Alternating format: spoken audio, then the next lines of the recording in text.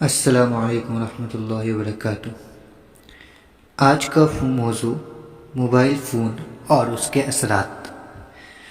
عزیزان گرامی، میری ناقص رائے میں موبائل یا اینڈرائیڈ فون کا اثر یہ بھی دیکھا جا رہا ہے کہ بچوں کے دماغ اور اعصاب انتہائی کمزور ہوتے جا رہے ہیں۔ اس سے ہرگز غفلت نہ برتنے کے ساتھ پیارے نبی کی پیاری تعلیم، جس میں اپنے چھوٹوں کے ذکر کو مقدم فرما کر اس بات کی اہمیت بیان فرما دی کہ ہم شفقت اور اخلاق محمدی صلی اللہ علیہ وسلم کو ہر حال میں برقرار رکھیں اور غصے کو پینے کے ساتھ، نرمی کا برتاؤ کے ساتھ، میں نمازوں کے اہتمام کے ساتھ اپنے جگر گوشوں کے لیے دعاؤں میں پابندی فرمائیں۔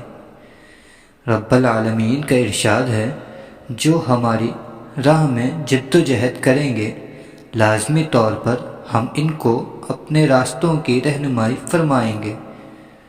اولاد پہ آزمائش ہے، ماں باپ کا عین سرمایہ ہے، لہٰذا سب سے زیادہ ان کی اچھی تربیت میں رب ذوالجلال کی رہنمائی کے بغیر اندھیرا ہے۔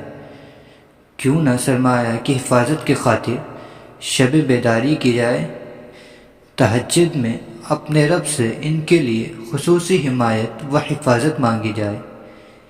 ایک عظیم جید عالم دین، محتمم جامعہ مدنیہ لاہور، مولانا سید حامد میاں صاحب نے ایک دفعہ ناچیز سے فرمایا کہ میں اپنے ہر بچے کی نیت سے روز 2 رکعت پڑھتا ہوں، جس کے نتائج کا ہمیں بھی مشاہدہ ہوا۔